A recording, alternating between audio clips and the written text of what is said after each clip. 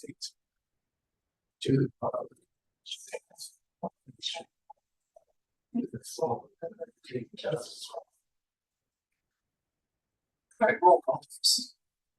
Trustee Berman? Here. Trustee Luther? You with us on Zoom?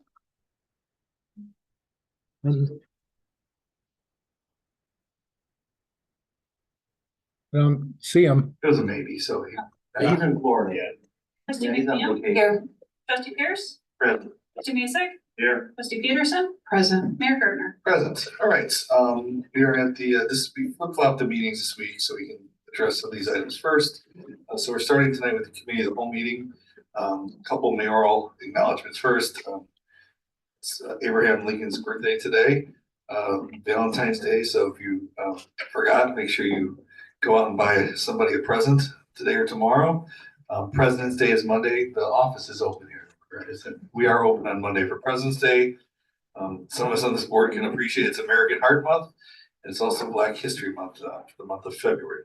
I didn't see anybody signed up on the list when I came up here. No. Okay, so nobody signed up to talk this evening. We're going to go right to the regular business for the committee of the whole, which is approval of the, well, it says January 15th, but it should be January 29th meeting minutes as presented. Do I have a motion and a second? So move. That motion, Trustee Peterson, second Trustee Pierce, roll call please. Berman? Yes. McNeil? Yes. Pierce? Aye. Mason? Yes. Peterson? Yes. 5 voting yes, motion carries. All right, first item on the agenda is discussion regarding Camp Cran refunds and consultancy agreement. I'm going to flip-flop. I'd like to talk about the consultancy agreement first. After the meeting last week on Thursday night, because I couldn't really sleep too good, I did some research and tried to identify consultants in the state of Illinois that dealt with these DCFS licensing issues. There weren't many, but I was able to identify one. And I believe we just received a revised proposal for this. This is for this group, the Child Development Consultant Group, to provide guidance and counseling for the exemption for Camp Cran. And I added and summer camp because we need to look at that as well. So I wanted a combined proposal. They have some pretty short timeframes on this if we sign this agreement, which I hope we approved. Within 2 weeks, they're going to have completed the feasibility study and best course of action for acquiring license exemption for Camp Cran from the date we sign this. They're going to submit the application within 1 week. They're going to act as the liaison for the village for the Illinois DCFS and other relevant agencies. There is a payment structure on the second page. The total compensation for this is $3,500 and some different some refunds if the licensing process is not successful. So I was hoping that we can get this going because not only for the current situation with the camp and the schools and the preschool, but also for summer camps at the same time. So I just want to open that up for discussion. If there's any questions or concerns about this contract. Question. Do you know if they work with other municipalities in the area? Yeah, I don't know about the area so much, but they do this for private and public groups. So they do it for daycare centers and other stuff as well. I'm trying to think of where it's appropriate to discuss this because this is discussing the consultancy part. I think we have a bigger issue at hand we need to discuss at some point, which is they to certify all our stuff as an order, not just having this whole come out of it. We need a certification process for everything that we do on a yearly basis. Yeah, and I think part of that is probably either quarterly meetings. I mean, they're on the staff weekly or bi-weekly staff meetings, where it probably should be an agenda topic to have everybody go and do an audit of their licenses that you're talking about. I think it's like something formal presented to the board at the end of every year that says all our stuff's in order. Sure. IFS licensing, plant licensing. Yeah, I think we need some sort of checklist. We need a presentation of the board and formally in the record. So internally in our office, Trustee Mr. Chair, internally in our office, we've already talked about that. We just want to make sure that you are comfortable with that. Obviously, it's not an extra cost because we are on a flat fee relative to this on a monthly retainer basis. And we'll do work, our thought was, we work with the department heads, the department had to come up with a list with all significant state licensures. Like if there is a daily thing that goes on, we don't really need it, but we're talking about the more involved licensure process. We then at the end of the year and maybe Halloween time by November, we go through, we make sure that everything that needs to be certified is certified or applied for and processed. And then we've got 2 months to clean it up beforehand. We've already kind of talked about that, at least in our firm. And I like that idea. It will not be an additional cost for the village. And then we do have somewhat of a check and balance on that process. It is atypical to do, but I think in light of the circumstances, we're more than happy to do it. And hopefully we can move this along for all of you. All right, thank you. I'll go one further step. Anytime we have anything to do with children, we just give on a piece of paper, checks and balances. We have this in place, with including certificates, which we've been lacking with that. So the board can just have that in their packet. Yeah, we have for this event, certificate insurance on file. Cause I just don't think those have been in place on certain things. And instead of a presentation, we could just have a piece of paper. Yeah, this is on file, this is on file, this has been renewed, the certificate's been renewed. We can have a permanent checklist. So we know moving forward that everything is in place. So we have something with the Scout House, we have something with Chamber, and moving forward, blah, blah, blah. And everything's been renewed and in place. Any other discussion on this? Questions about this? I just think it's a really good idea. And we can't do this fast enough. And And hopefully, we could also even hang the licenses in the schools.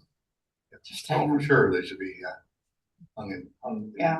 in the buildings. And So all the like I said, I parents think and teachers. because Yeah. none of us are technically experts in this, I was trying to No. find as close as I could to an expert on the DCFS paperwork so that we can move this along instead of us trying to figure out the law, get somebody that's gonna just take the lead for us.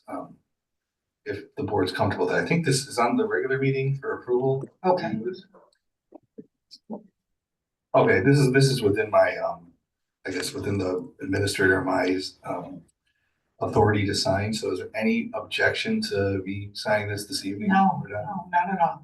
Okay, so we'll move forward with this, and so the parents know we are gonna move forward with this consultancy agreement. Secondly is the refund. So, if you're listening or you're in the room and I haven't gotten back to you on the refunds, because I had quite a few emails about this. I just figured it's a good time for the board to figure out what the policy is.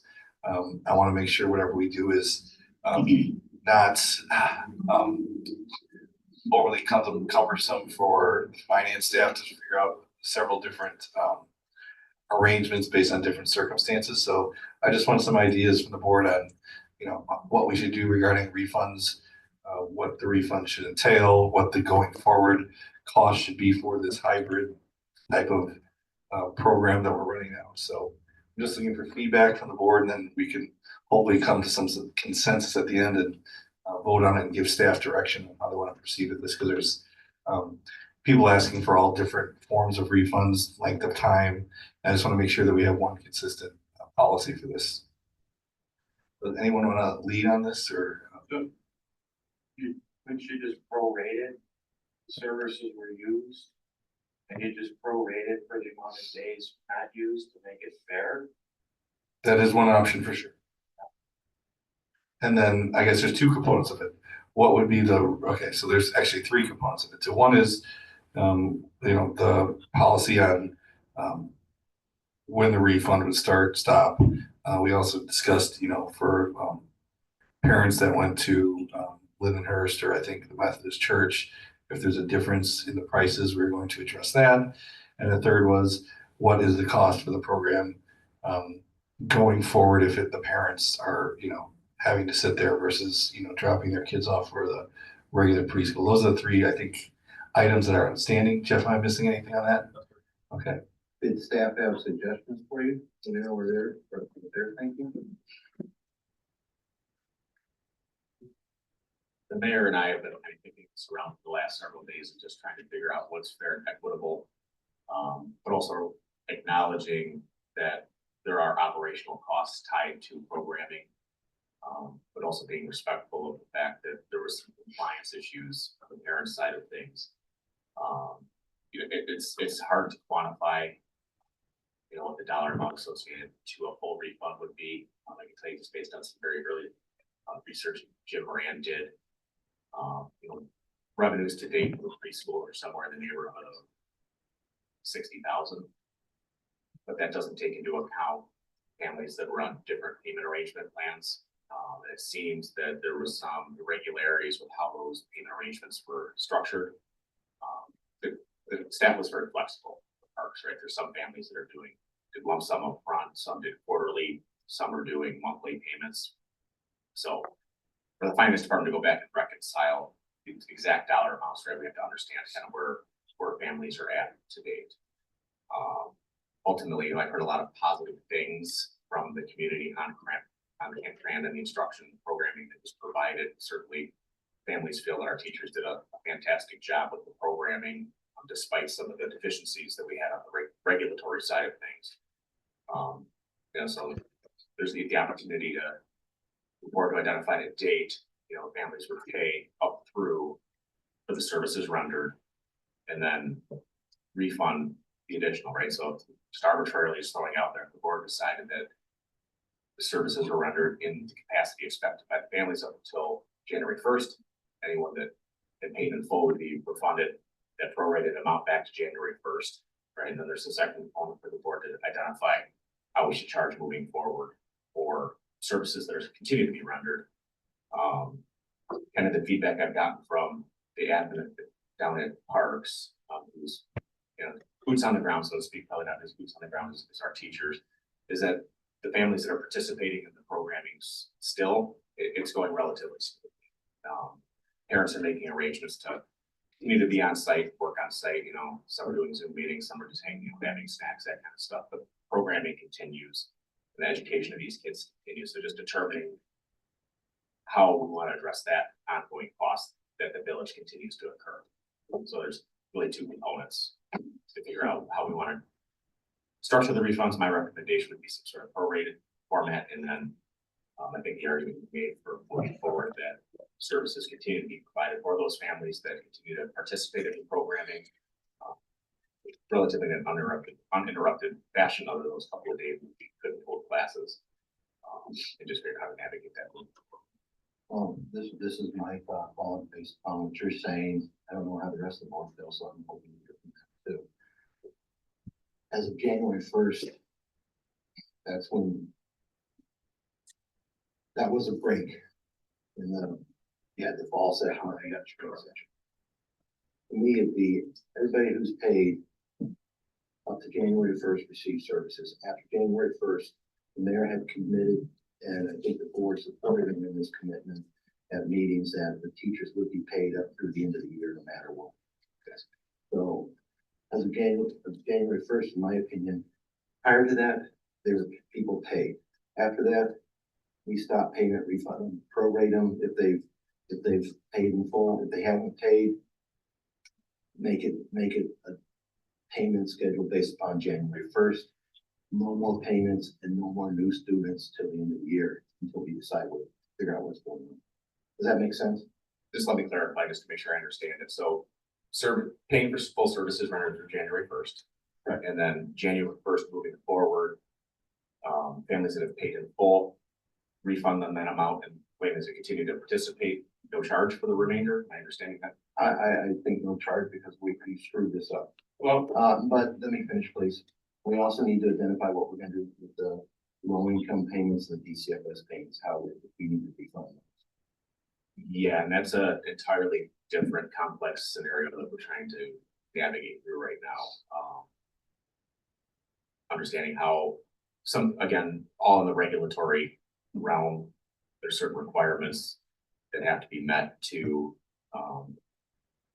officially qualify for those payments from DCFS. And as we stand today, I can't say that those facts were appropriately represented to the state for those payments to be received. So there's some work to be done on the backside of that. Not going to deep into it. Right. Yeah, now finish. the pro rate, you have to do it pro rate, you cannot pay past that, because then you're asking taxpayers who did not have children in the school to pay for children if that didn't receive services, that's just unfair. So it has to stop on that date, for the children.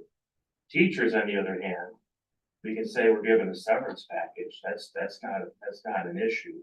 Until services are so rendered, then we can pick that program up when and if that happens. So that's feasible on that end.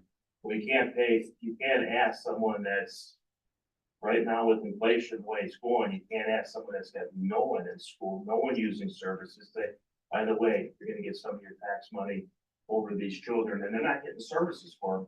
We're just gonna give them a stipend. Because the administration out of this one screwed up prior to that. And this administration didn't catch it. Shame on this administration, shame on that administration, shame on administrations prior to that didn't catch it.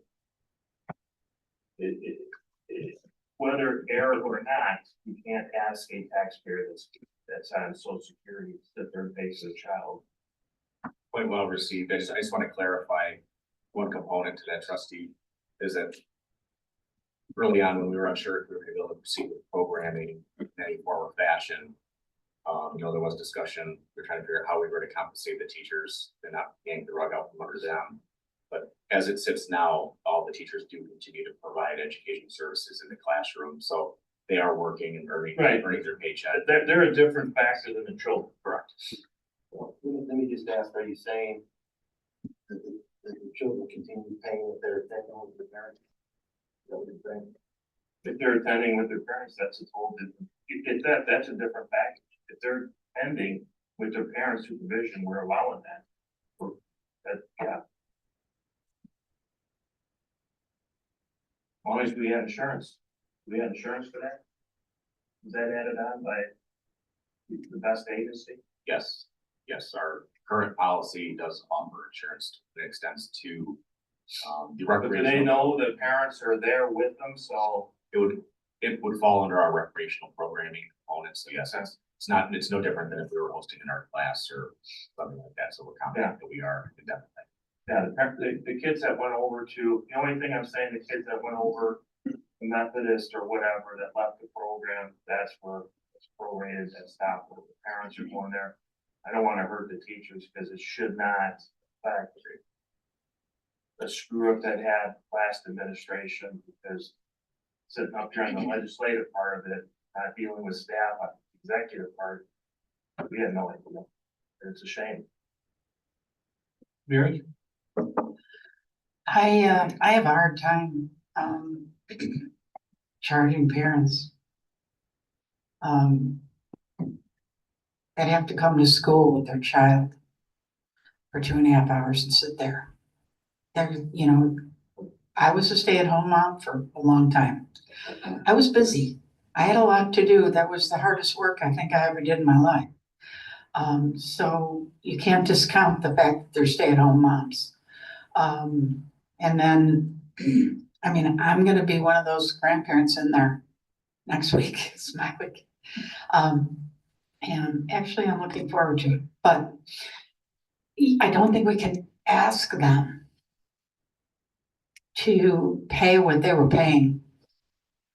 It isn't, I'm dropping you off at preschool. See, there's a thing, when you drop your 4-year-old off at preschool, they're like leaving their parent. That's a teaching moment right there.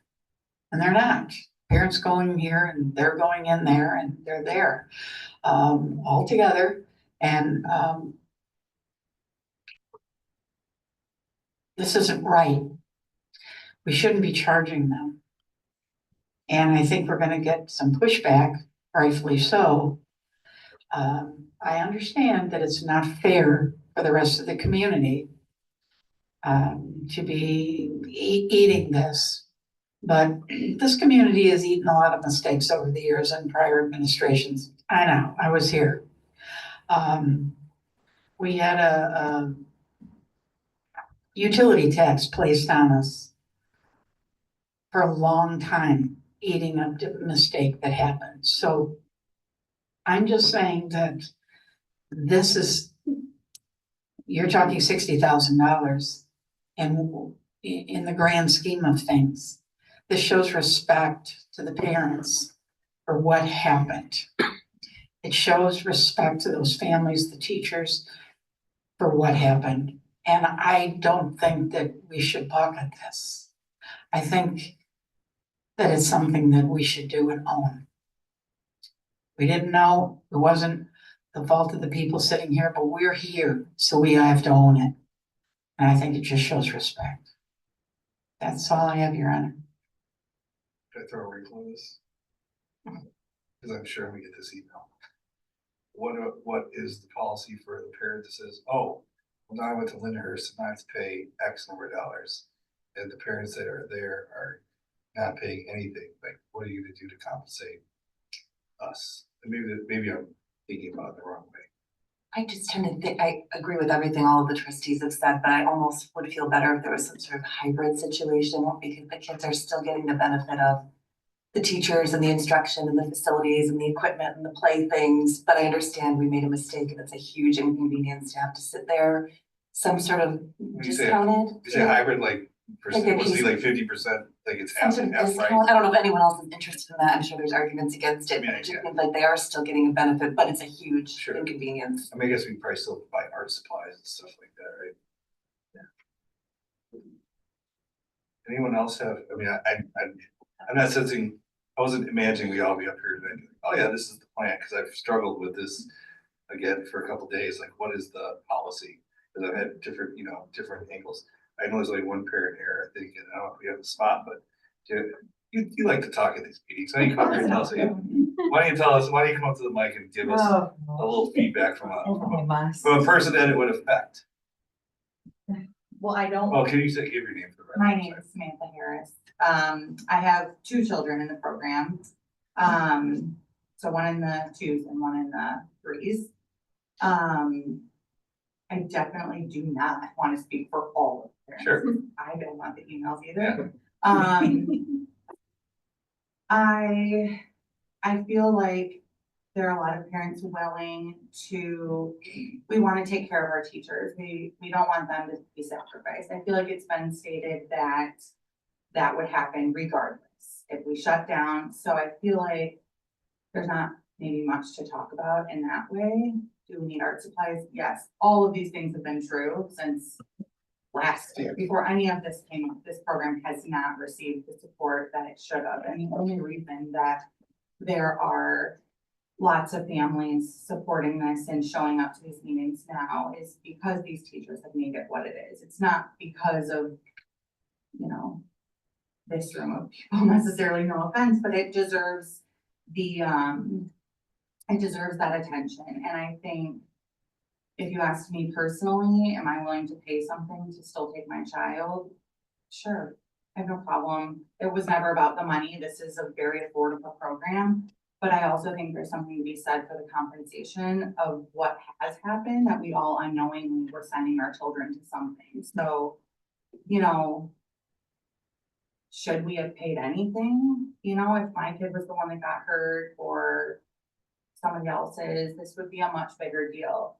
There could be a lot of lawsuits, a lot of much bigger problems. So I think an effort to show the community what we are doing and what we want to do to move forward, I think it would go a long way to support our teachers and our parents through what we are doing.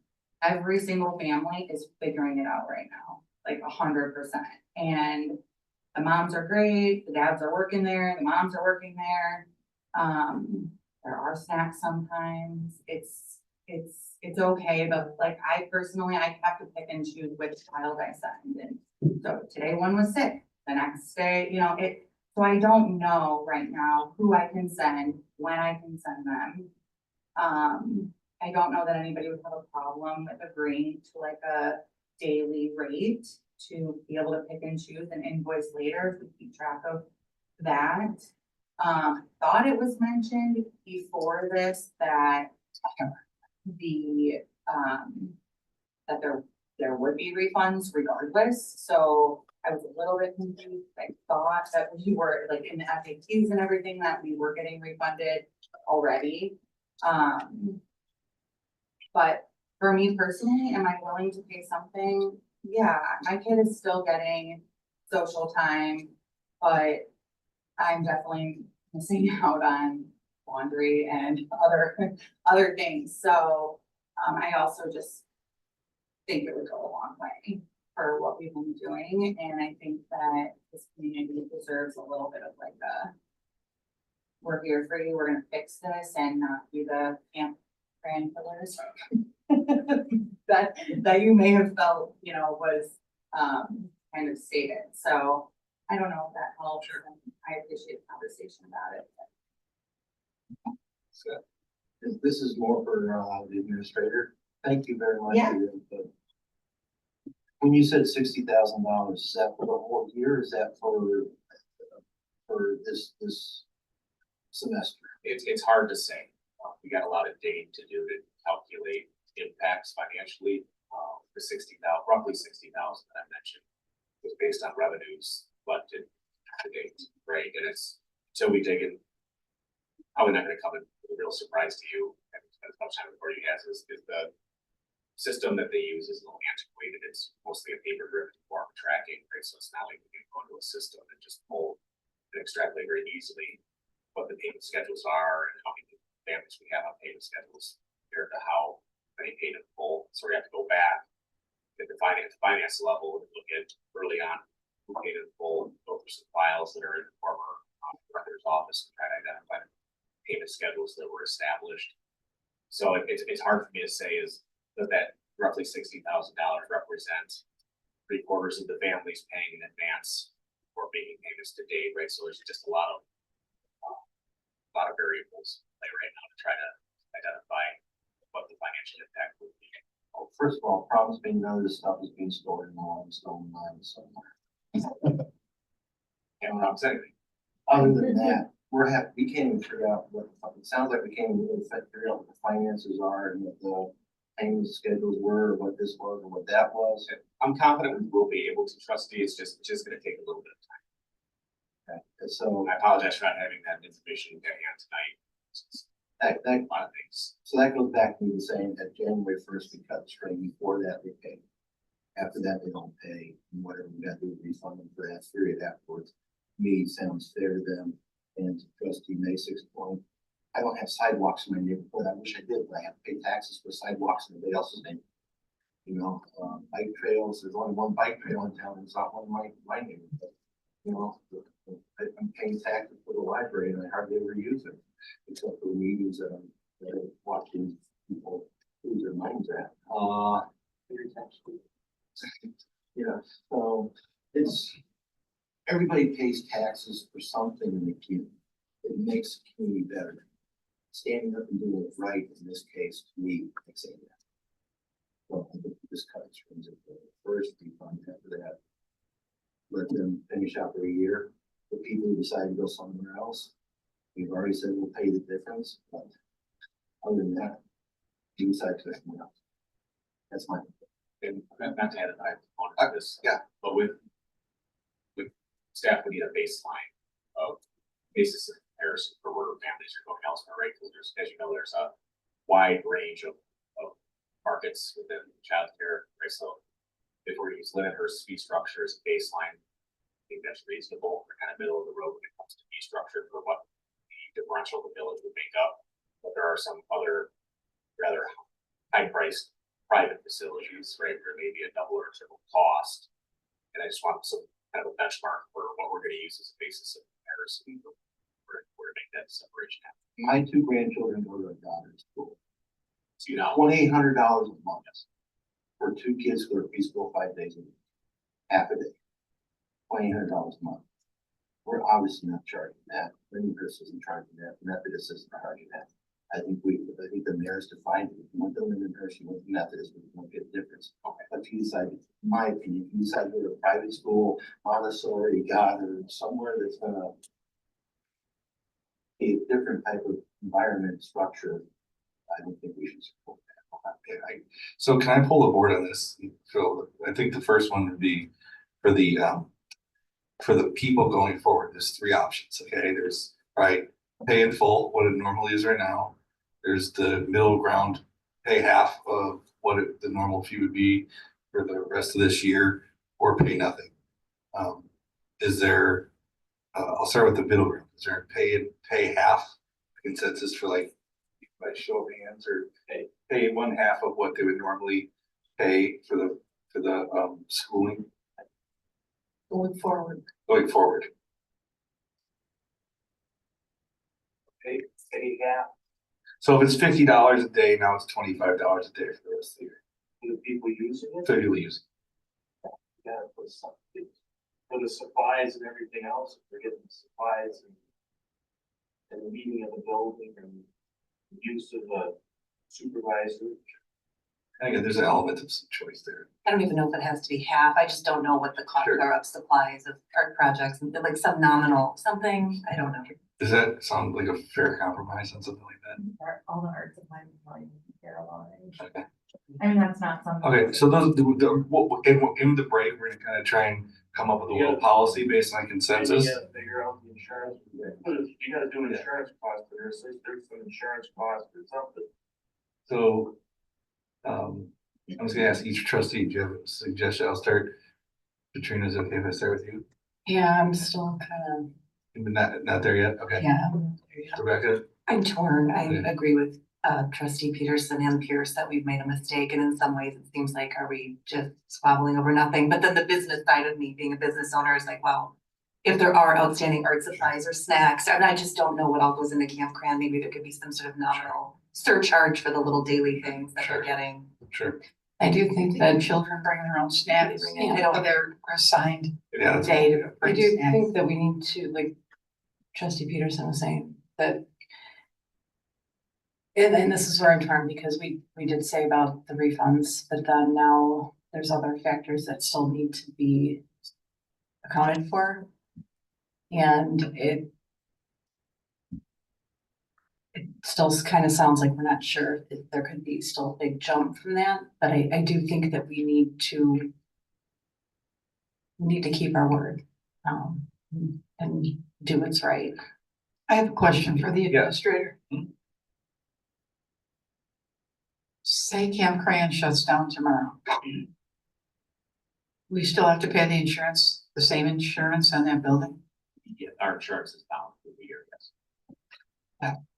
And that's a moot point. Yeah, and I think the biggest, I use that term loosely, the largest, most significant, cost moving forward for us is gonna be the teacher's time. And we've already promised to do that. Agreed, and I can tell you just from reviewing the budgets and the expenses, I mean, they're very frugal on the materials that they need for the class, and they're very creative at coming up with low cost options. You know, before this all broke loose, we had a shopping list for some plans that they had, right, to try to accommodate. It was a bag of flour, some paper bags for a project. I say, hey, thanks, is low cost, but not so much anymore. They go. But you know, we're not talking hundreds or of dollars per week in supplies. Most of them are on site, and if they need things, we purchase them. But you know, if we're doing $100 a week, I think that would be a stretch. In material costs. I just wanna make one point being raised by two school teachers. That there's enough money in there that they're not taking money out of their pockets to buy pencils, snacks, because that's what teachers do. And I can tell you Teachers from do but take money out of their pockets to they do stuff for their students. And if they're gonna come, if kids are gonna say, we're gonna come in there free, we're not gonna give them any money because no one's paying. Then they're buying stuff out of their pockets, Valentine's, candy, whatever. That's not a fair point, because that's what my mother and that's what my father did for their kids, because it's their kids. Everybody considers them their kids, the different thinking for a teacher. And trust me, I think our teachers have the same level of dedication, and I've heard those stories. So I've had conversations that when there were needs that weren't met from the village, that the teachers stepped up and made some of these purchases on their own.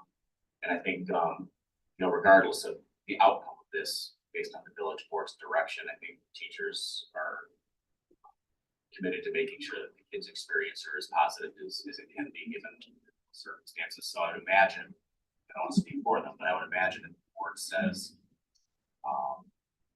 based on the costs, we have to go in a certain direction. I think the teachers are going to step up and pay those things. I don't think that's a fair thing to continue to ask them. I mean, it's not fair in any circumstances, but particularly under the current circumstances, I don't think it's appropriate. It just continues to pour salt in the wounds of everything. Well, was not under the impression that they would have to pay for it. They can still turn in 100%. a stipend there for, buying flowers. We don't, Whatever. we're trying not even to have them have to front the cost for things. We've got a loose protocol in place. Just Right. how to work it where they won't even have to. We'll take care of them. I'm just kind of looking here, again, I don't have a full concept of the cost because of the different programs, so. For the year, is it anywhere from, depending on the program? There's one program is that every day? Is there a program that goes every day? Yes. Okay, so the top end of it, about $2,500 for the year, does that sound about right? Okay, and so 25 is for the whole season, I think, for the both semesters. That 1,900 is the next one for Tuesday, Wednesday, Thursday. They got the 3-year-olds are 1,652 for the year. Then there's 1,321 for the other Tuesday, Thursday program, and the younger kids is about 1,000 to 1,100 bucks a year. Again, I don't know if this includes a price increase for next year or not when they built this out, but that's what's on our registration page now, just for some context. So I think we're talking when this all transpired. We're seeing to be 63 kids or families, 63 children. Okay. Yeah, and I just carving out the Friday only program was always designed as a mom top program. So that program has been largely interrupted. It goes on as normally. That one's off the table. How many children are we talking about that for? Gosh, that I don't know. You folks have any ideas? In the 2, in the 10, and the 10. Okay. So we're talking about $10,000 there roughly that stays in the state. Yes. I mean, like I said, I want the board to do and us to do what's right by the community. Obviously, I have been talking to the finance people, the administrator, Mr. Moran. So is there, I guess, another topic or another part about this while we talk about the going forward? What about the going backward part? I think the two options are there's refunds back for a full year, or there's refunds back through December 31st. It's kind of what I'm hearing. So that's, I think, where the board has to make a decision in that regard too.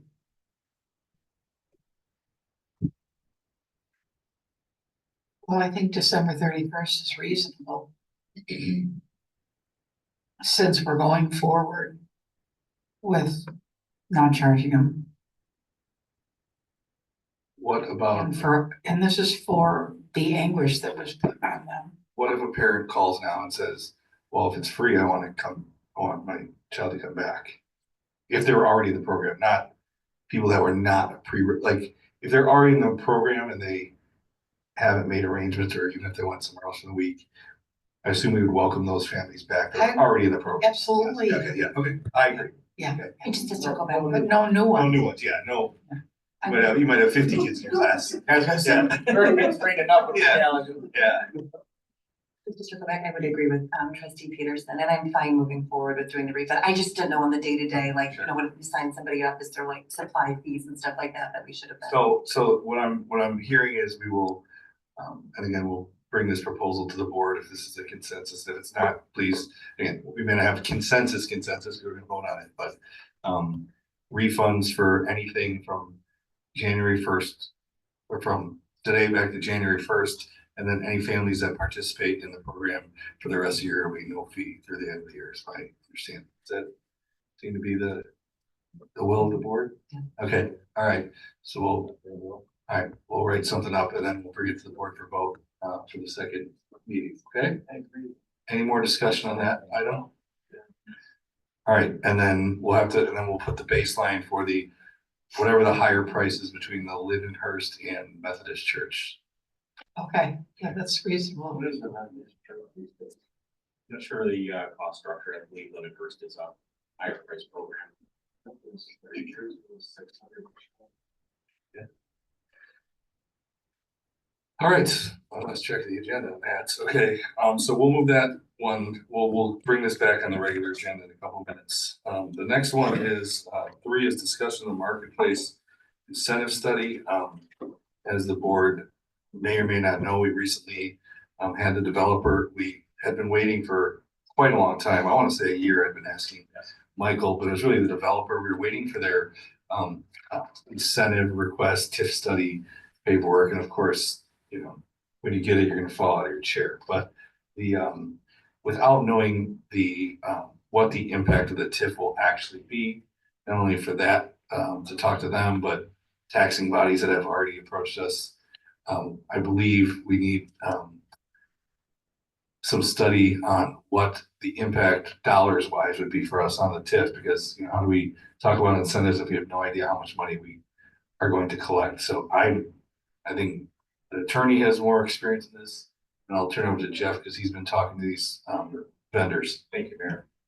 Without going into specific dollar figures, that have been proposed, the developer is making a claim that in order for this project to continue to go forward, they're gonna need some upfront assistance from the village, which is a bit of a deviation from the typical pay-go arrangement that we usually structure. And a large part of that is due to the Route 173 improvements that are gonna inch towards $3 million that they're gonna seek some assistance on. That's gonna benefit their property, certainly, but also benefit future projects within the village.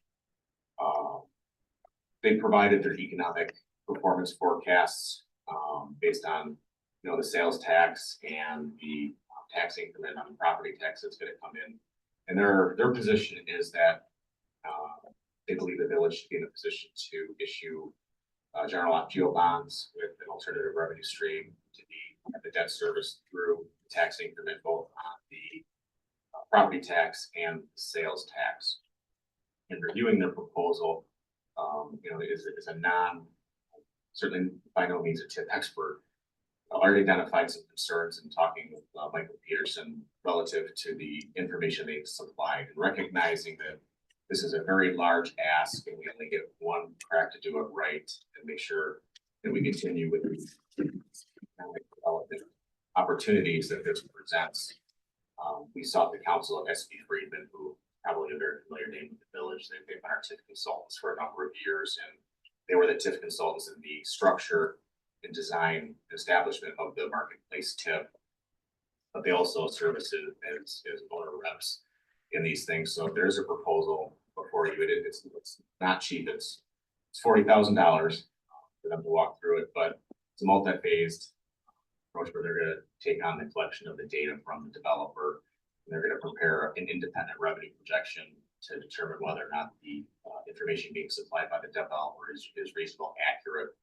They're going to assess based on current market conditions whether or not they believe that financial support in this type of structure is appropriate, whether or not the amount being asked for is appropriate, or if there's dollar amounts that should be carved out, and that they will also provide recommendations and guidance on the appropriate structure of incentive and assisted negotiations as necessary. Again, recognizing that it's kind of a specialized niche when it comes to incentives. Having somebody that's an expert in this field would be benefit the village to make sure that we enter into this with eyes wide open. I did speak with Attorney Maselli, and we have confirmed that costs for this proposal are reimbursable through the tax increment within the TIF as it collects, and then as our potentially legal fees would be. The recommendation of coming before the board will be for approval of this contract, recognizing that it is time sensitive for the developer to have some indication of how the village wishes to proceed if they do.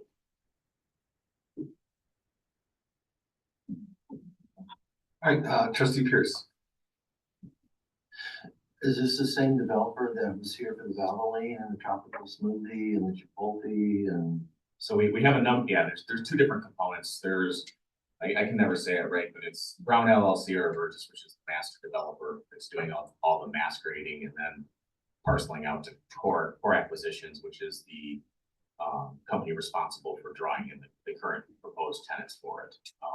It's important for the board to understand that all of these agreements that they have with core acquisitions has with the proposed tenants, there's contingencies along with all these other projects moving forward. So while there's good indications and, they're starting to move forward with the permits and the applications that they have used, there's opportunities for them to withdraw if the project's not able to move forward in a timely manner because of funding.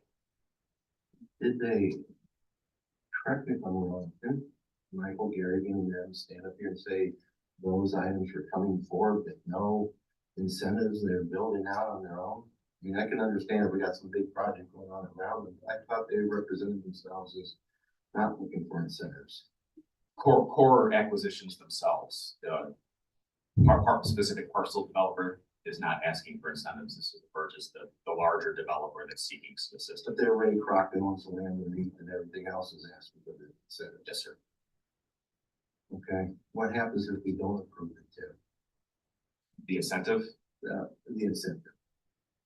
I think the developer would tell you that the deal is not workable, if the construction costs and moving forward with projects would no longer be financially feasible for them. Again, I think that's why we need a consultant like this to tell us if that's truly the case based on market conditions. And then if we decide not to do the incentive and it fell apart and there's no tip, then the fee we pay SB Friedman would be eaten by us along with the legal fees. Yeah, I mean, a couple things, trustee, if I may, Mr. Chair.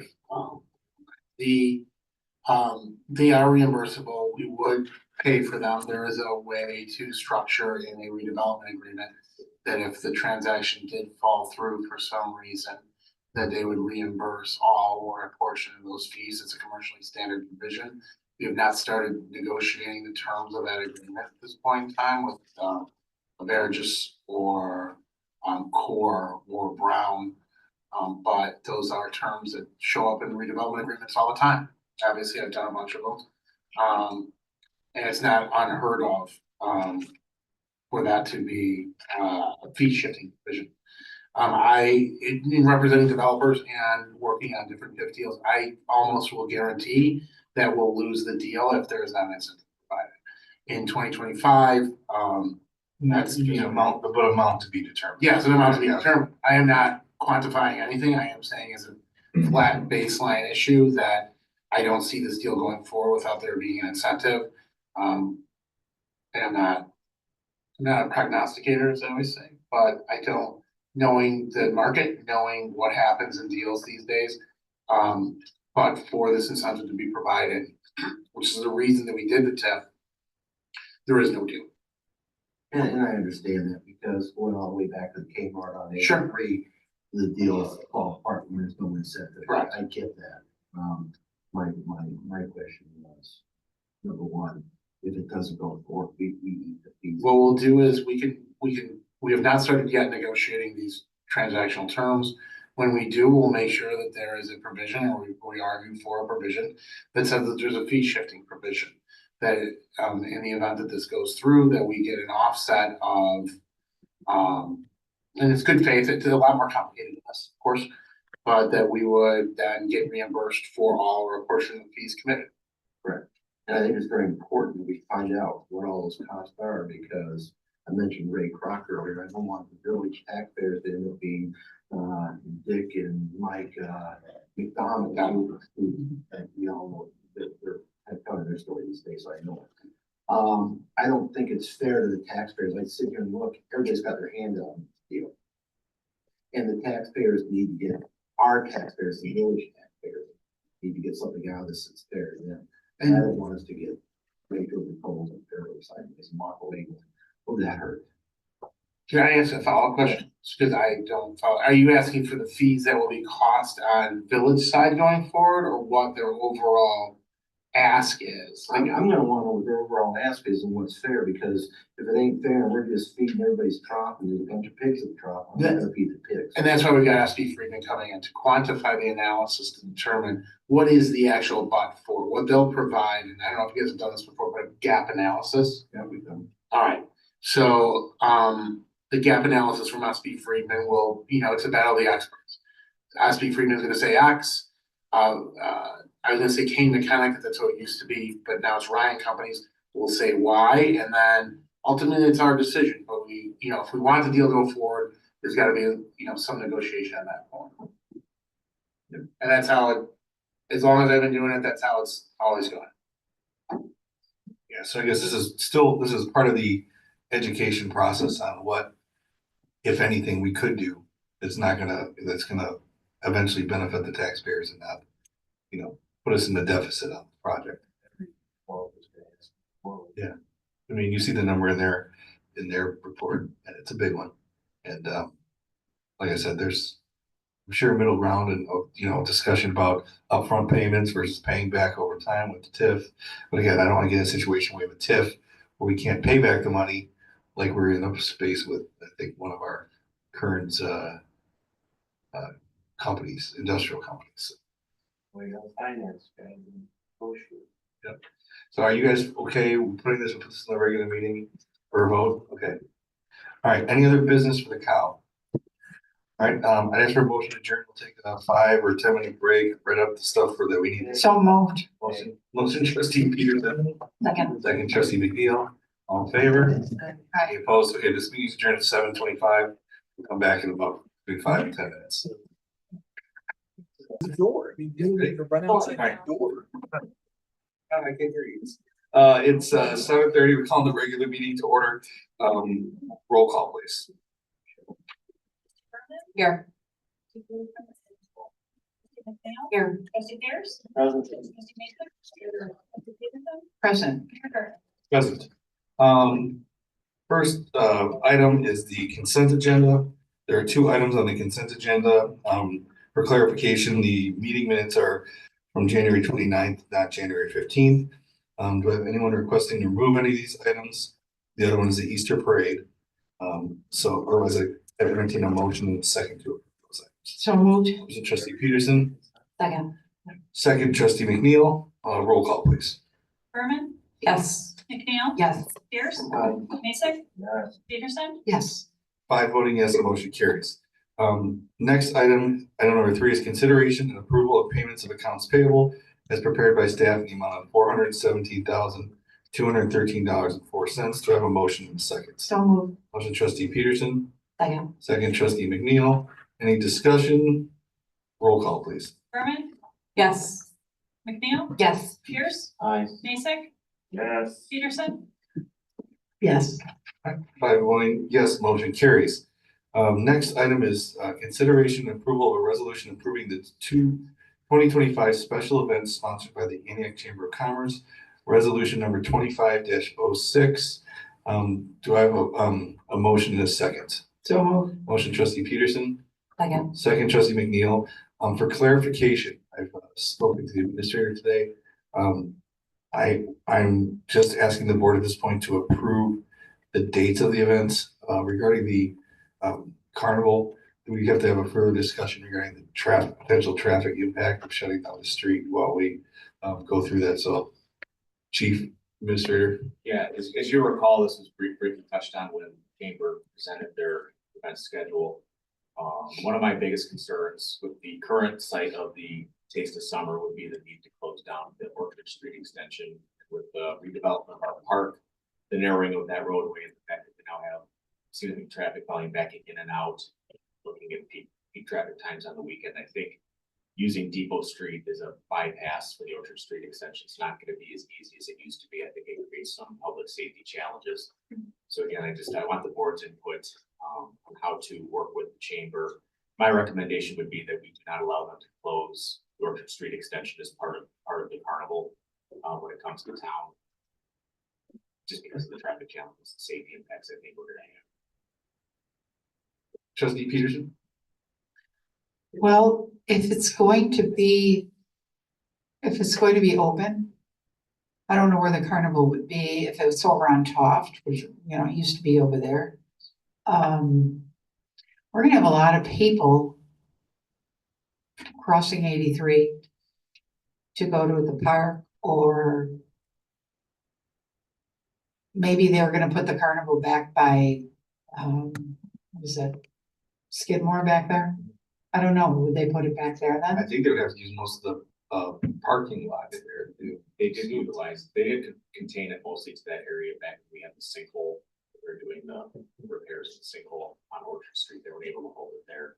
So again, just working with them to make sure that we could find a suitable location without creating some of the traffic concerns I think we would have if it was at the site it's been at for the last. Well, since Depot Street goes both way, I mean, traffic flows in both directions.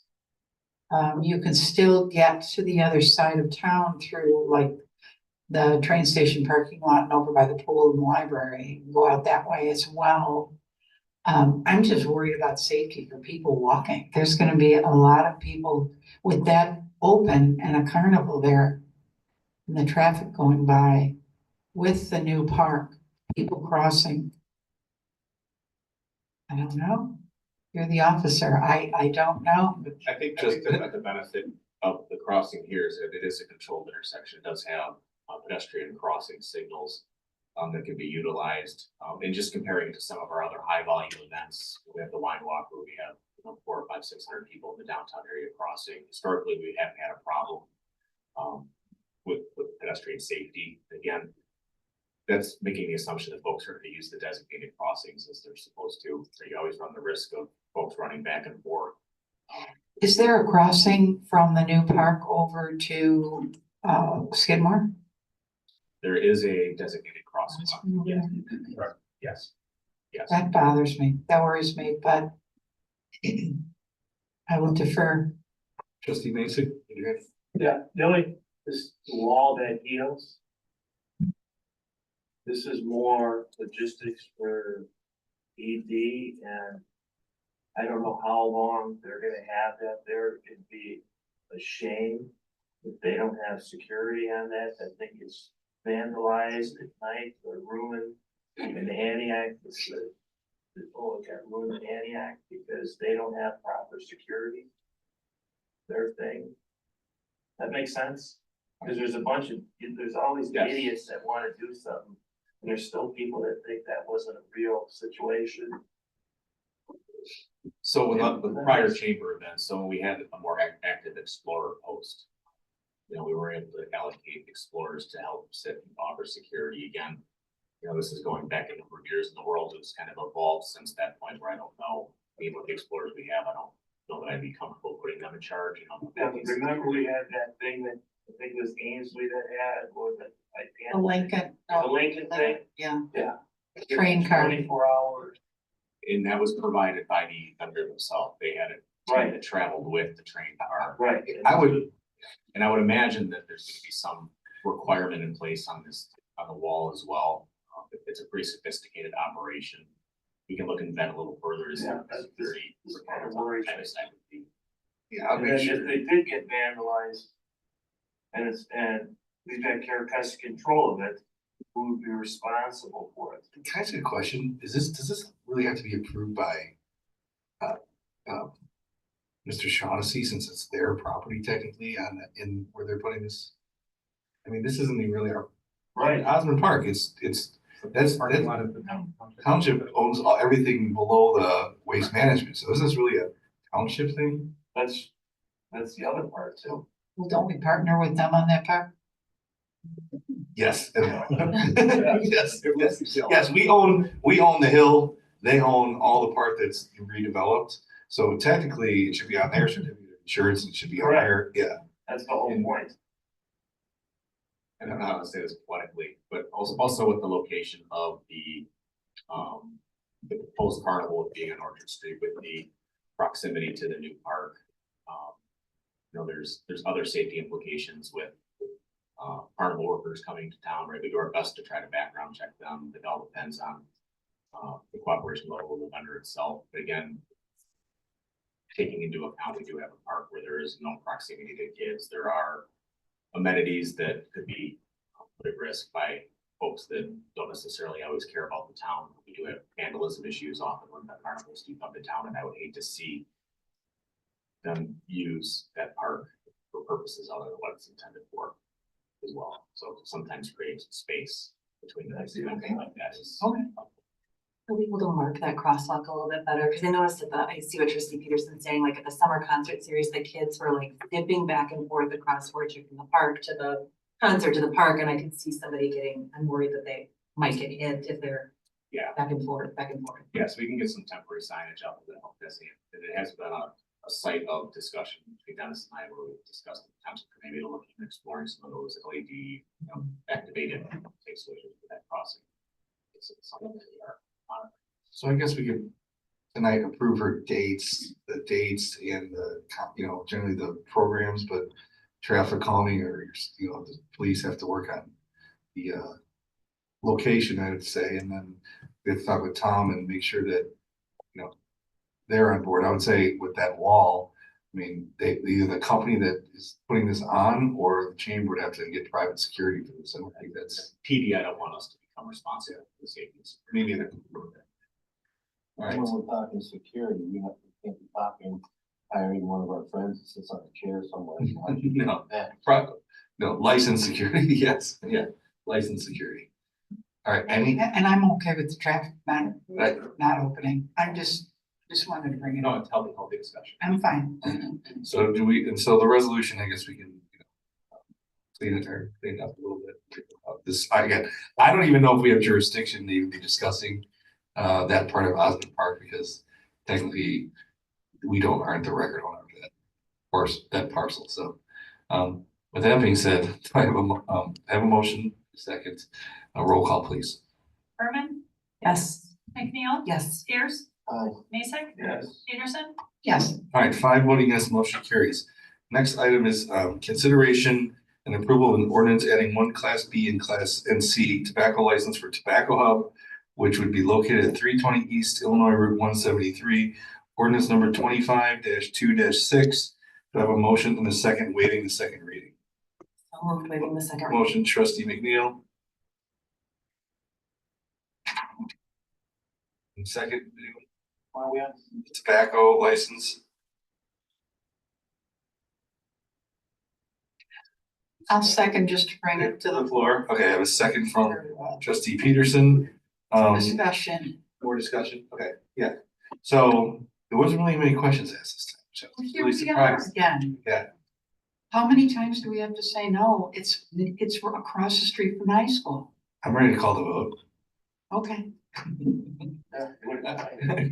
All right, roll call, please. Berman, No, McNeil, No. Pierce, No. Mason, I know, no.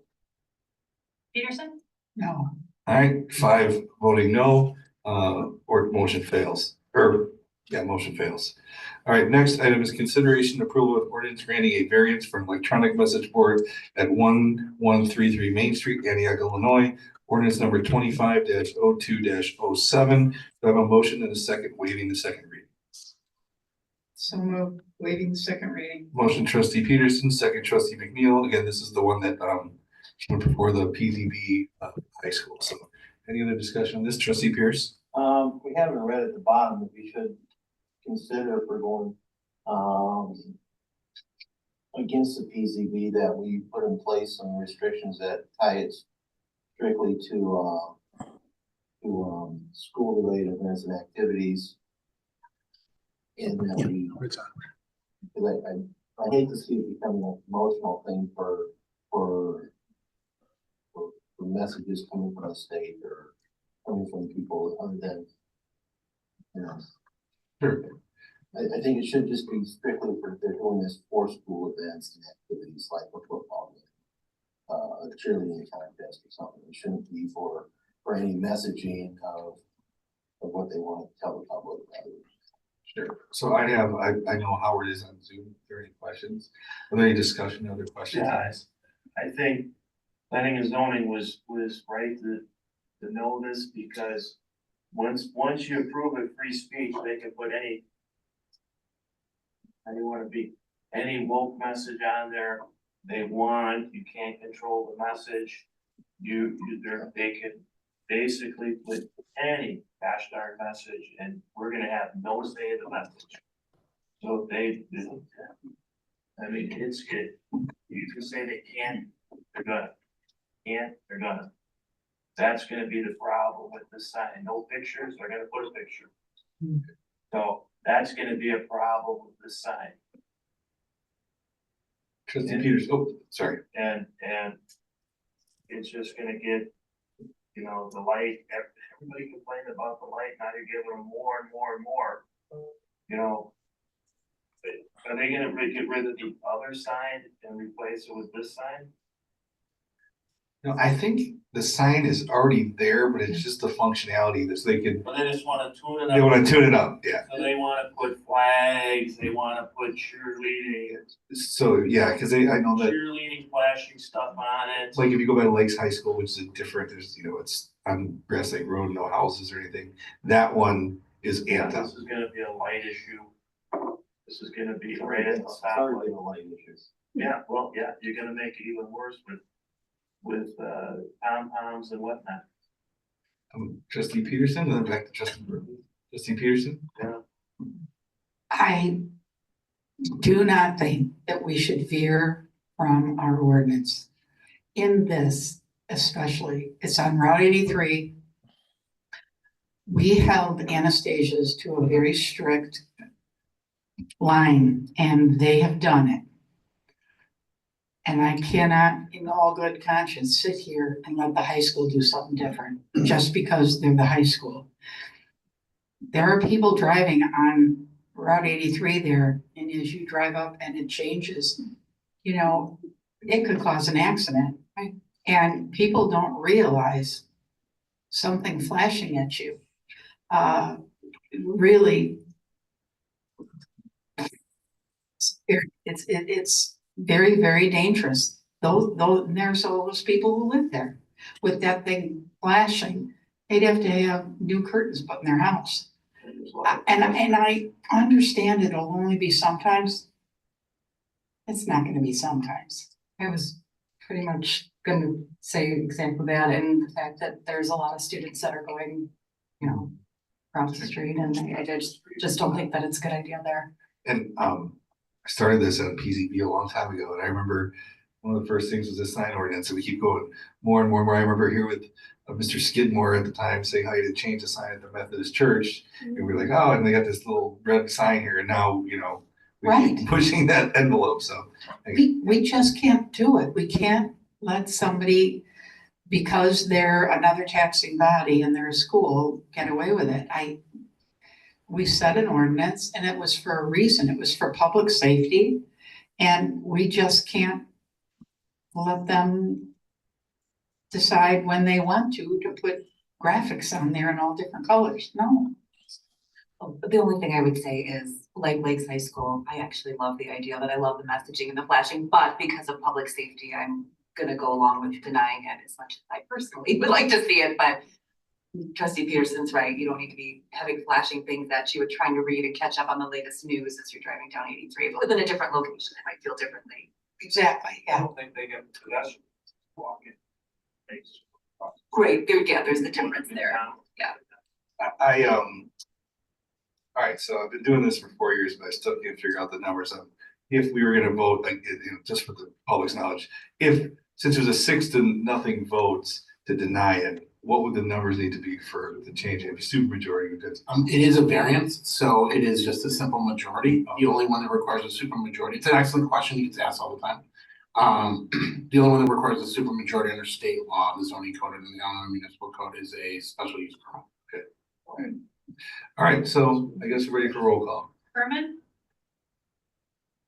So, sorry, I just. Let me explain it. Yeah, the motion is to approve.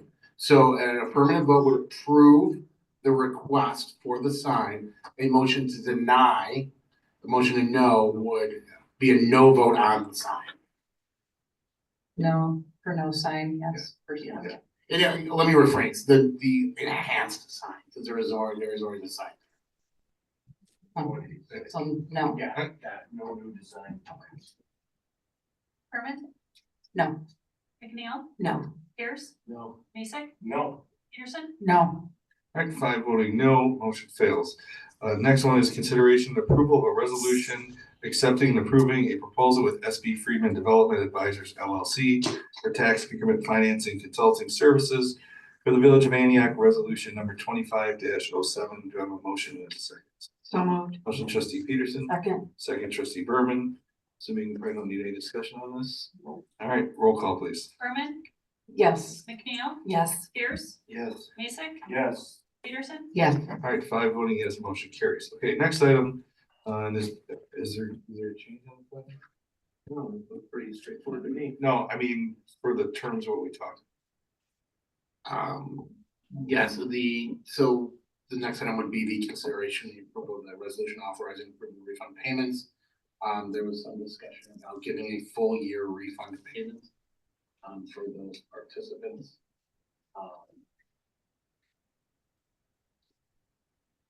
And that would, we do not have an exhibit A, so that would be attached, if there's any discussion. So the proposal for the resolution to be attached is for the full year refund payment and then, what we said about going forward, there is no charges. So basically, this year would be a not charged. It's a resolution, I didn't speak. Oh, yeah, and then it would be a resolution, so, for anybody to, get the refund, they would have to, send something, request it from the village and sign a waiver and get their refund. That's acceptable. Any discussions? Has this changed slightly? All right, so the resolution would be full refund for the 2024-2025 school year. And then the parents that are already enrolled will not have to pay for the remainder of the year. Those who are not enrolled previously cannot enroll now. If you were enrolled prior and want to come back, then obviously that accommodation is made. So, all right, I just want to make sure that our message is consistent with what we said earlier and put on the website and all that good stuff. So, roll call, please. Oh, I need a motion in a second. Make the motion. Motion trustee Pierce, second trustee Peterson. Roll call, please. Berman, Yes. McNeil, Yes. Pierce, Aye. Mason, Yes. Peterson, Yes. All right, 5 voting yes, motion carries. Next item is the administrator's report. Very briefly, this week staff has conducted the final interviews for our next park and recreation director. We have some fantastically qualified individuals in the running. We hope to make a decision and have an offer out by the end of the week. Move forward with that component. Regards to recreation programs, not to insert another layer of complexity to discussions this evening, but we're requesting as staff some guidance with the board on how to proceed with some of the recreational programming following the town hall meeting that we had. As you know, there was an opportunity to explore an intergovernmental agreement with Lunenhurst Park District, partner with recreational programming. And we're just not sure how to proceed at this point as a staff, whether or not we continue to pursue that, or if we put it on hold for now and kind of revisit that after we get through the next recreational season. Kind of combined with that, so to make the board aware that Grace over at the Parks Department did let us know that we did have to cancel 6 out of 10 of our upcoming recreational programs that were scheduled due to some of the facility challenges. In particular, there was scheduling issues between us and other conflicting uses within the school district. I think staff is just asking for some, I wouldn't say direction, but at least guidance on which way we're going to work on this moving forward. You mean, should you continue working with Dave and Lunenhurst? Yeah, whether or not we want to continue working towards an IGA to come before the board next month, or if we need to take a time out, or what we're going to do. I mean, I don't speak for the whole board, obviously, but I would say continue to get the IGA so we have a framework to look at so we can make a decision. Now, there's no obligation, so I would say that yes, I would hope that we continue to look at that. And the board feel the same? Okay, thank you very much for that.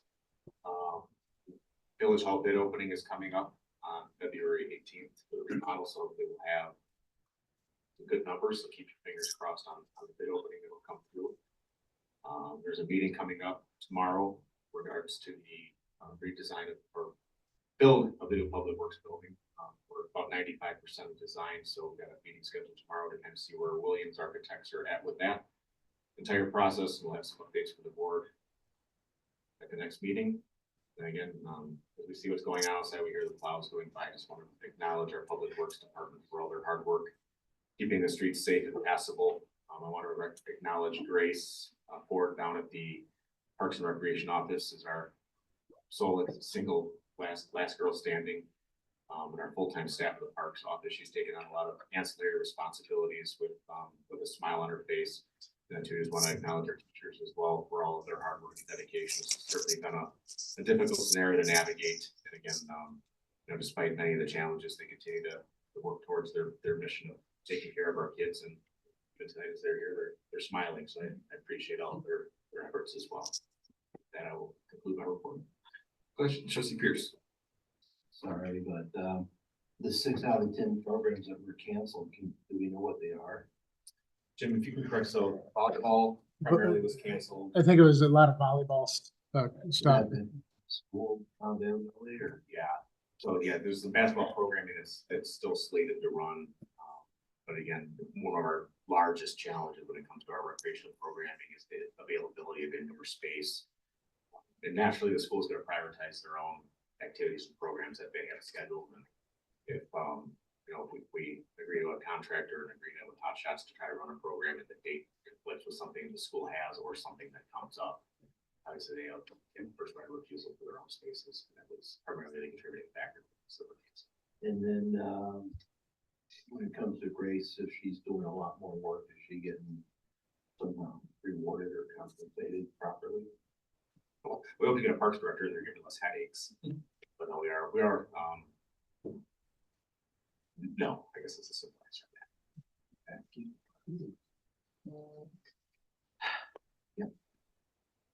Do have a staffing, salary, and wage analysis coming to the board later this month, so the board will have an opportunity to use those.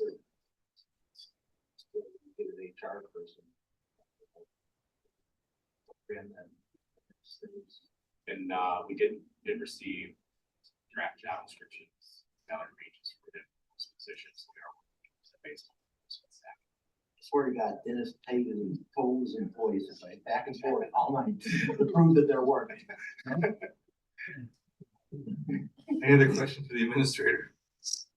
All right, village clerk, anything? Trustees? Department reports.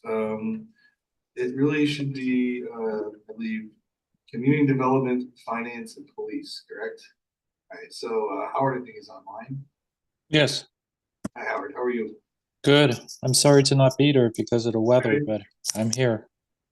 Um, So to go over the community development report, naturally, I have a lot of items to talk about, but because of the, keeping it brief, I just want to hit major points for tonight. So the first thing, I've been with the municipality for a month. So I spent the month looking at a lot of things. For example, I looked at all the planning and zoning cases from last year to bring myself up to speed for any continuation that occurs this year. I've spoken with the administration about my findings with the marketplace, especially the PUD. My suggestion is to eventually do an amended PUD down the road that includes the residential component and to look at the site again as a bigger development. Besides carving out, out parcels on a short-term basis. This will also tie with the TIF discussion that you guys had earlier. Another thing, I've been working with Theo Scody, Cloud Property Management LLC, with the St. Peter's School and Convent buildings. We keep going back and forth on concept plans. Two issues that keep coming up naturally. He's trying to maximize on the density of the site and the parking.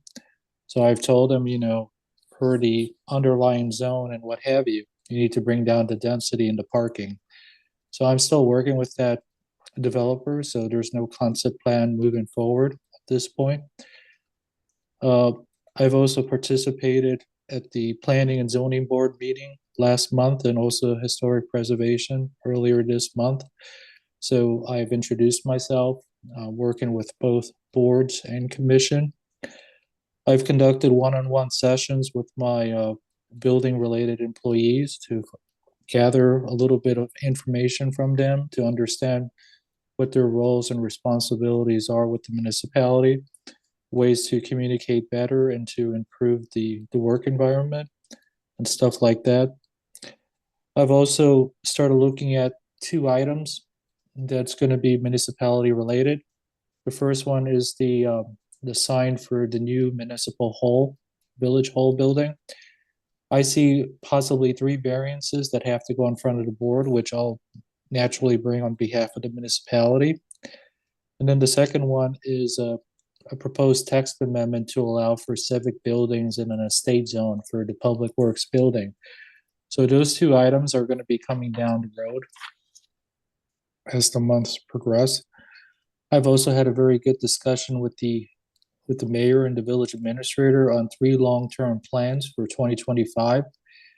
And they include the rental inspection process, establishing a new business license ordinance and application, and also adopting the ICC building code, hopefully for 2021 or 2024. I'm still looking at that, but those are three large items that are coming. And also, I've started reviewing and working with code enforcement on looking at commercial and residential properties that are in violation. So I've drafted already a couple of reports. I forwarded both to the code enforcement officer and to the administrator accordingly for each of the projects I looked at. So what I'm trying to say in a short synopsis is code enforcement is starting to be looked at more proactively, especially for the violators that have been mentioned to me for me to review further. That's it for today. I have more stuff I can speak, but I just wanted to keep it brief and just bring up, major themes or points. Questions from any of the board members? All right, thank you for your reports. I have finance, Michael Peterson. You see a car here at weird hours, it's always Michael. He's here all the time. What? Because he's here all the time. Well, good evening. It's been 5 weeks since I started.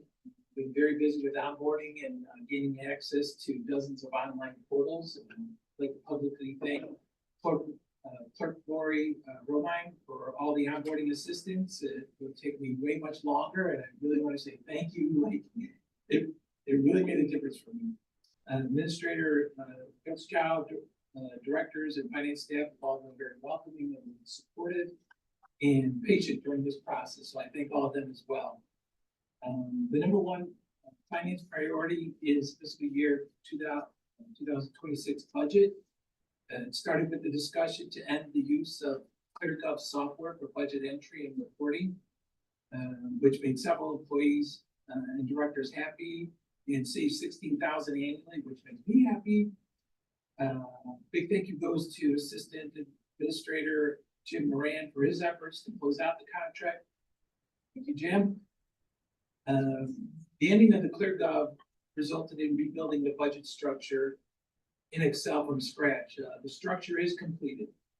It includes the standard 2 prior years actual revenues and expenses, projected estimates for year-end 2025, and the numbers for fiscal year 2026 budget.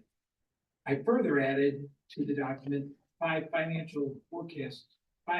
forecast years for years 2027 through 2031, and the unrestricted fund balance totals for each of those years. The fund balance totals are most important items for us because the mayor asked me more than once now, do we have funds available? And I'll get back to you, Mayor, but we're on it. I further created a monthly comparison report of revenues and expenses for fiscal year 2024 and 2025 I refer to those as the McCrory reports. Next, I created the Who Me report, which is tailored to each person responsible for individual general ledger line items. The report displays each line item a person is responsible for and includes the payment details by vendor with totals for those. This week I provided the directors with their budget, 5-year financial forecast, the McCrory, and the Who Me reports for the respective general ledger line items. And they'll be busy through next Friday, researching and populating the 2025 projected year-end totals, our numbers, and the 2026 budget and the 5-year financial forecast amounts. They'll be busy. The following week, I'll enter the data from the directors. The next step will be to meet with the directors to review and ask questions about their line item requests and the priorities. I'll then add the necessary transfer of funds. After updating the numbers, adding the appropriate details and comments, meetings will begin with Administrator Gutschow and Assistant Administrator Moran. Next, the first draft will be prepared for the board's input. I'll update items as needed, and the final draft should be ready for board action. This has been a pretty big change for the directors.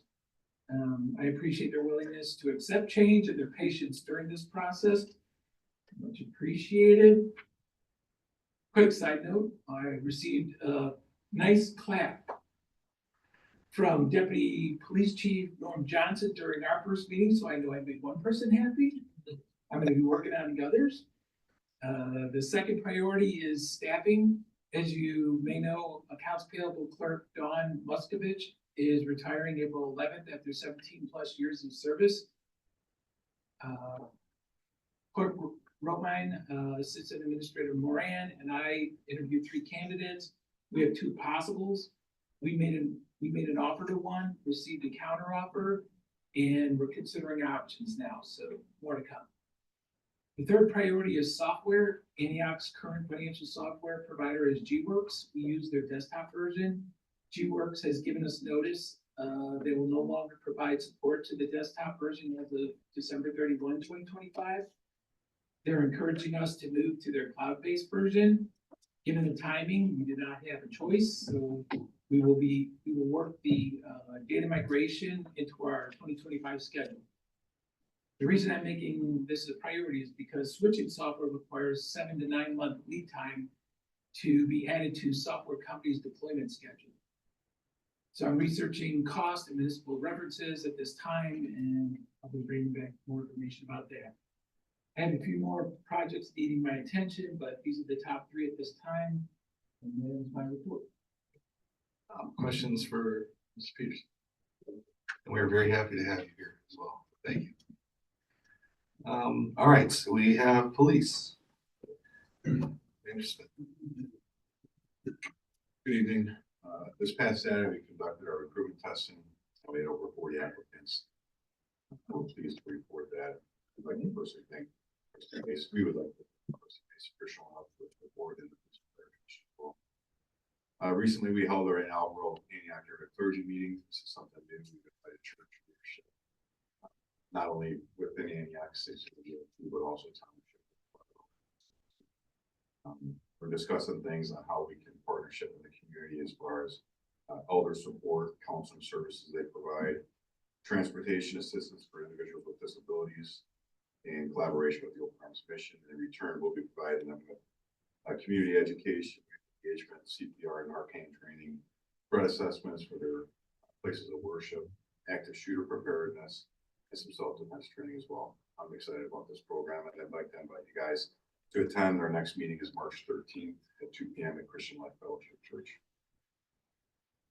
This year's Special Olympics floor plunge will take place on February 23rd at Nipperson Park in Fox Lake. It starts at 10 a.m.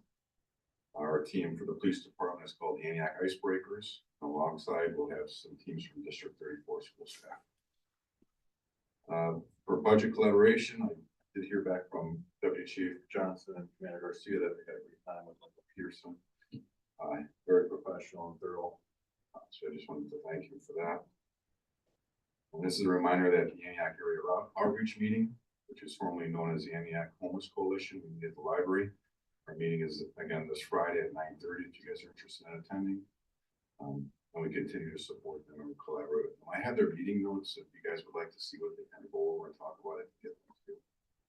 And then a spoiler alert, at the next board meeting, we're gonna be honoring 2 officers for a life-saving award for their exemplary actions in the line of duty. Tonight, Chief and I attended the Antioch Fire Department board meeting where the paramedics that were involved were also issued life-saving awards. So look forward to that next board meeting. That concludes my report. Yes, Trustee Pierce. You mentioned Narcan. I know like a year or so ago, there was a distribution event. Do we have any of those planned, or do we have, what's the current status of free Narcan in the village? Yeah, anytime a business or community member wants Narcan, we have, I don't want to say unlimited supply, but we have a connection for unlimited supply. So we continue to push it out as much as we can. Do we promote that we can do that anywhere? Or I think we posted on our Facebook a few times, but we'll definitely keep through the Antioch outreach, and then the clergy meeting will push those out as well. Okay. One statement, it was a good testing, and this would be something with, I don't want, we're not supposed to get involved. Be a good thing to film people coming in and out, because I think in the long run, some of those people in there, when they do their oral interviews, to see how some of them had a tire, might save a lot of time and money and probationary period to respect of the uniform. It was amazing to me, and I forgot how people come down, and some came dressed appropriately and some came dressed as hillbillies. I would agree with you, sir. Yeah, it's just moving forward, it'd be a question for the attorney. If those can be, somehow walking in, the classroom can be just a picture taken, so they can be, a mental picture for the oral interview process. Yes. Right, thank you. 2 items real quick, or 3. One, thank you for that situation you handled with the kids and that family last week. It's always a tough situation. I believe the chief and maybe some other staff are invited potentially to a conference in October related to the Narcan training and the program we did for an award or to speak to a group. So we'll hear more about that later. And then most importantly, I won't say the word sucks again because I said at the meeting last time on accident, just slipped out. But last week was a really trying week for everybody. Other than Dennis getting everybody out here and working the streets and having everything cleaned up for us, Michael getting the finance together, the police having a busy week. Like this, the whole staff really had a challenging week, but all stepped up and went above and beyond. Everybody that's in this room and others on Zoom, including, it really permeated through the whole organization. So I appreciate it. Hopefully we are on the other side of that bridge and getting to a positive side of it. So thank you. And thank you for the parents and people that got caught up in the middle of it, for your patience too. So that's all I wanted to say. All right. I didn't have any requests for executive session. Trustee Pierce. I'd like personnel and potential real estate. Okay, so I have a request for personnel and potential real estate.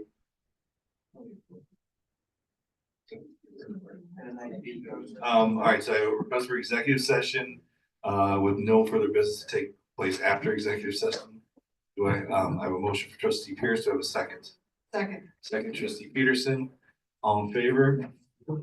Aye. Any opposed? All right, we're going into executive session at 8:20.